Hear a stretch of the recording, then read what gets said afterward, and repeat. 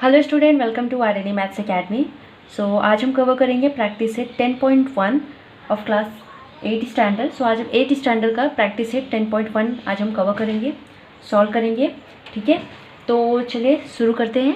सो यहाँ पे हम प्रैक्टिस सेट को स्टार्ट करने से पहले कुछ इसके बेसिक टर्म्स हैं जो सीखेंगे। सो पहले उसे हम समझ लेते हैं। सो ये कंसेप्ट हमने 7th स्टैंडर्ड में ऑलरेडी पढ़ा हुआ है, बट स्टिल यहाँ पे मैं आपको एक बार रिवीजन करवा देती हूँ। तो हमने 7th स्टैंडर्ड में क्या सीखा था कि अगर कोई भी, जैसे for example a raised to the power m into a raised to the power n equals to क्या होता है a raised to the power m plus n, right. इस तरीके से होता है, मतलब कि अगर a m into a n अगर है तो हम उसका आंसर क्या आएगा a m plus n। Okay है। दूसरा हमने प्लस और माइनस का कंसेप्ट समझा था स्टैंडर्ड 7th में। आज मैं आपको फिर से रिवाइज करवा देती हूँ। तो यहाँ पे क्या था कि अगर माइनस इंटू माइनस होता है तो इक्वल्स टू क्या आता है, प्लस में आंसर आता है। ठीक है, माइनस इंटू माइनस होता है तो आंसर किस में आता है, प्लस में। Okay, and plus into plus होता है तो आंसर किस में आता है, प्लस में। ओके, एंड अगर माइनस इंटू प्लस होता है तो आंसर किस में आता है, माइनस में। ठीक है, सो ये हमें ध्यान में रखना है कि अगर माइनस इंटू माइनस होगा तो आंसर किस में आएगा, प्लस में। अगर प्लस इंटू प्लस होगा तो आंसर किस में आएगा, प्लस में। माइनस इंटू प्लस होगा तो आंसर किस में आएगा, माइनस में। तो ये दूसरा कंसेप्ट हो गया। तीसरा कंसेप्ट नॉर्मल जो आप 4th स्टैंडर्ड 5th स्टैंडर्ड से ही पढ़ते आ रहे हो, वो क्या है, डिवाइड करना। फॉर एग्जांपल आप 5 से 25 को डिवाइड कर रहे हो। ठीक है, तो हम कैसे करते थे, 5 5 ज़ा 25। ऑलराइट, यहाँ पे आ जाएगा 0। ओके, सो आपका जो 10.1 प्रैक्टिस सेट है वो यही तीनों कंसेप्ट पे बेस्ड है। ओके, यही तीनों कंसेप्ट पे बेस्ड है। ऑलराइट, अगर आपने ये तीनों कंसेप्ट सीख लिया अच्छी तरीके से, सो आप प्रैक्टिस सेट 10.1 के कोई भी सम इजीली आप सॉल्व कर सकते हो। ऑलराइट, आई होप आपने इतना समझा। तो चलिए अभी प्रैक्टिस सेट के सम सॉल्व करने स्टार्ट करते हैं। ऑलराइट, नाउ स्टूडेंट, क्वेश्चन अभी हम सॉल्व करने स्टार्ट करते हैं। सो क्वेश्चन में क्या दिया हुआ है, डिवाइड। ओके, हमें फर्स्ट ऑफ ऑल क्या करना है, डिवाइड करना है, and then write the question and the remainder. ठीक है, हमें पहले डिवीज़न करना है, एंड देन उस डिवीज़न में क्वेश्चन क्या है एंड उसका रिमाइंडर क्या है ये हमें बताना है। ऑलराइट, तो इसे हम कैसे सॉल्व करेंगे, पहले हम क्या करेंगे, इसे जैसे हम डिवाइड करते हैं उस फॉर्म में लिख लेंगे। तो यहाँ पे हम क्वेश्चन में क्या दिया हुआ है, 7m, यहाँ पे हमें डिवाइड करना है 21। ठीक है, यहाँ पे m है, यहाँ पे m स्क्वायर है। ऑलराइट, इसके साथ साथ इसका हमें एक्सप्लेनेशन भी देना है। इसके साथ साथ हमें इसका एक्सप्लेनेशन भी यहाँ पे हमें लिखना है। तो इसे हम कैसे लिखेंगे चलिए बताते हैं। तो चलिए हमें एक्सप्लेनेशन कैसे यहाँ पे लिखना है, देखिए 7m में हम कितना मल्टीप्लिकेशन करेंगे कि हमारा आंसर 21m स्क्वायर है। ऑलराइट, m स्क्वायर है। तो यहाँ पे अगर हम 7 इंटू 3 करते हैं तो 21 आ जाएगा, राइट, 7 इंटू 3। ऑलराइट, बट यहाँ पे अगर आप देखेंगे यहाँ पे m है। ठीक है, और आंसर में कितना है, m स्क्वायर। इट मीन्स कि हमें 3 के पास भी क्या करना है, एक m लगाना है। क्यों लगाना है, बिकॉज यहाँ पे क्या है, m स्क्वायर है। m के पास यहाँ पे कुछ नहीं है, इट मीन्स यहाँ पे कितना है, 1। तो हमारे पास कितने m है, 1 और 2। तो यहाँ पे क्या हो जाएंगे, m2। ठीक है, तो यहाँ पे हमें पता चल गया है कि अगर हम 3m से मल्टीप्लाई करते हैं 7m को तो हमें आंसर मिल जाएगा ये। ठीक है, तो यहाँ पे हम 3m लिख देंगे। ऑलराइट, क्यों लिखेंगे, बिकॉज यहाँ पे अभी हमने सॉल्व किया, एक्सप्लेनेशन में हमने सॉल्व करके देखा। प्लस यहाँ पे अगर आप देखेंगे 7 इंटू 3 कितना हो, 21, और m प्लस m कितना हो जाएगा, m2। तो यहाँ पे कितना हो जाएगा, 21m, यहाँ पे 2, और ये माइनस हो जाएगा तो आंसर कितना आ जाएगा, 0। ऑलराइट, एंड देन इसके बाद हमें क्या करना है, यहाँ पे हमें पूछा था कि write the quotient and the remainder, तो हमें यहाँ पे क्वोशंट एंड रिमाइंडर भी लिखना है। सो क्वोशंट किसे बोला जाता है, क्वोशंट किसे बोला जाता है, ये जो ऊपर हम लिखते हैं इसी क्या बोला जाता है, क्वोशंट। 3m क्या है, क्वोशंट। एंड रिमाइंडर क्या होता है, रिमाइंडर किसे कहते हैं हम लोग, रिमाइंडर मतलब जो यहाँ पे बचा हुआ है। तो यहाँ पे कितना बचा हुआ है, 0, तो इसे हम 0 यहाँ पे लिख देंगे।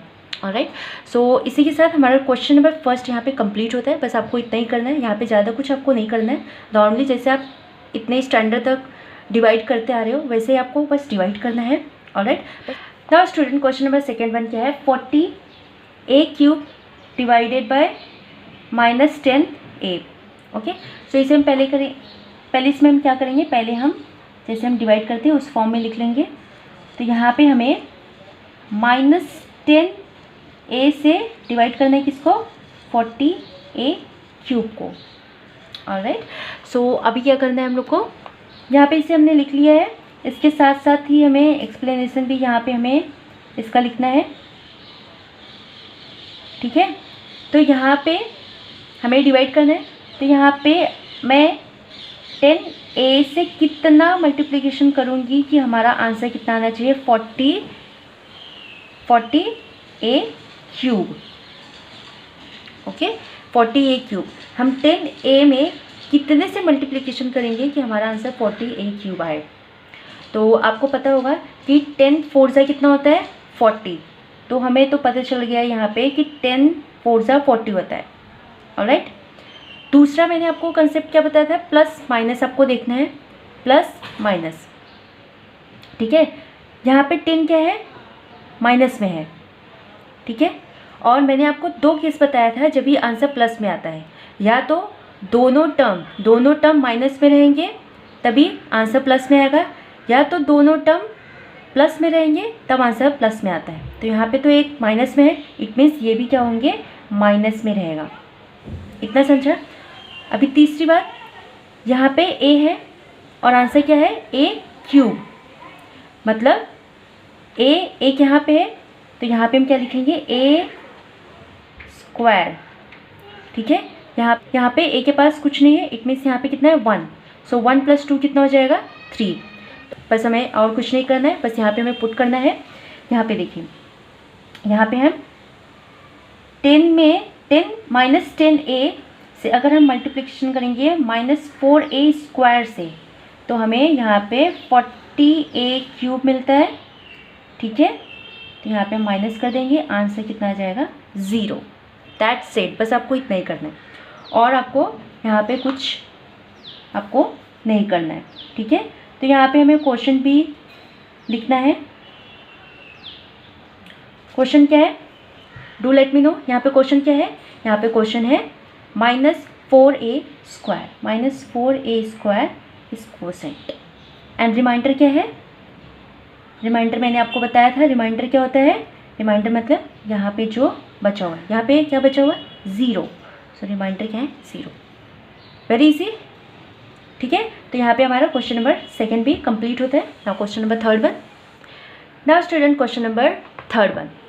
ओके, क्वेश्चन में क्या दिया हुआ है, -48p का पावर कितना दिया हुआ है, 4 and divided by -9p²। Okay, तो पहले हमें क्या करना है, पहले हमें डिवीज़न जैसे हम करते हैं उस फॉर्म में हमें लिख देना है। ऑलराइट, नाउ यहाँ पे हमें क्या लिखना है, इसका एक्सप्लेनेशन भी हमें लिखना है। नाउ यहाँ पे हम कैसे करते थे, -9p² को हम किससे मल्टीप्लिकेशन करेंगे कि हमारा आंसर -40a⁴ आना चाहिए। ठीक है, किससे मल्टीप्लाई करेंगे। सो आपको भी पता है 9 के टेबल में 48 नहीं आता है, तो इस टाइप के क्वेश्चन को हम कैसे सॉल्व करेंगे।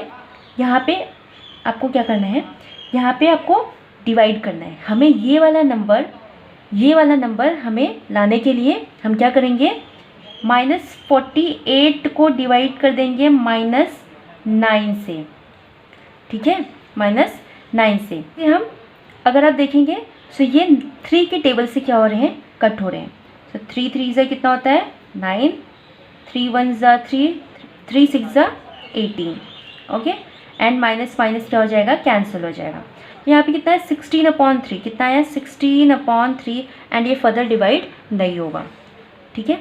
बट अभी क्या करेंगे, यहाँ पे 16/3 हमें मिल गया, ठीक है। अभी हमें एक्चुअल नहीं पता है कि यहाँ पे हम किससे मल्टीप्लिकेशन करेंगे कि -48 आ जाए, या यहाँ पे जो टर्म दिया हुआ है ये आ जाए इसमें मल्टीप्लिकेशन करने के बाद।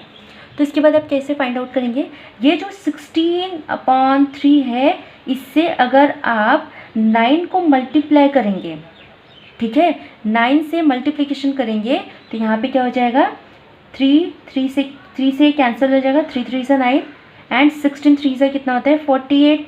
इट मीन्स हमें पता चल गया है कि यहाँ पे अगर हम 16/3 यहाँ पे अगर हम लिखते हैं, मतलब 9 में अगर हम 16/3 मल्टीप्लिकेशन करेंगे तो आंसर कितना आ जाएगा 48, ठीक है।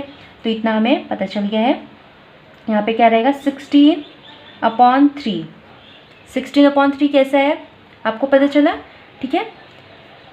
नाउ ये तो हो गया 16/3, हमें पता चल गया है कि 9 × 16/3 करेंगे तो 48 आएगा। कैसे पता चला, यहाँ पे मैंने आपको सॉल्व करके बताया है कि कैसे 16/3 से आप मल्टीप्लिकेशन करेंगे 9 में तो 48 आता है, ओके।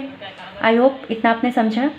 नाउ यहाँ पे आप देखेंगे जो वेरिएबल है ये यहाँ पे कितना है p² है, और आंसर में कितना है p का पावर कितना दिया हुआ है 4। इट मीन्स यहाँ पे अगर हम p2 लिखेंगे, p² लिखेंगे तो क्या p4 आ जाएगा, जैसा ना, यस डेफिनेटली आएगा, बिकॉज यहाँ पे कितना है p² प्लस p² कितना हो जाएगा p का पावर 4, ठीक है। इतना है। अभी यहाँ पे माइनस में है, माइनस में आंसर आ रहा है, यहाँ पे 9 ऑलरेडी माइनस में है, आंसर माइनस में आ रहा है। मैंने आपको प्लस माइनस का कंसेप्ट बताया था, उसमें बताया था कि माइनस इंटू प्लस जब भी होता है तो आंसर किस में आता है माइनस में। इट मीन्स ये वाला जो टर्म है पूरा ये किस में रहेगा, प्लस में ही रहेगा, ठीक है। तो अभी ये जो पूरा टर्म है इसको हमें पूरा एज इट इज़ उठा के यहाँ पे लिखना है 16/3 p², ठीक है। अगर हम -9 p² × 16/3 p² करेंगे तो कितना आंसर आ जाएगा -48 p का पावर 4, ओके। और यहाँ पे स्टूडेंट्स यहाँ पे क्या होगा, साइन चेंज होगा, यहाँ पे साइन चेंज होता है, ठीक है। तो ये कितना हो जाएगा माइनस प्लस क्या होगा, ये दोनों का माइनस हो जाएगा, आंसर कितना आ जाएगा 0। ऑलराइट, नाउ यहाँ पे भी हमें लिखना है इसका कोसेंट। सो कोसेंट क्या आएगा, फटाफट मुझे बताओ कोसेंट क्या आएगा। कोसेंट आएगा 16/3 p², 16/3 p² is quotient of this question, and what is the remainder of this question? So remainder of this question will be 0. Alright, so यहाँ पे हमारा क्वेश्चन नंबर 3 कंप्लीट होता है।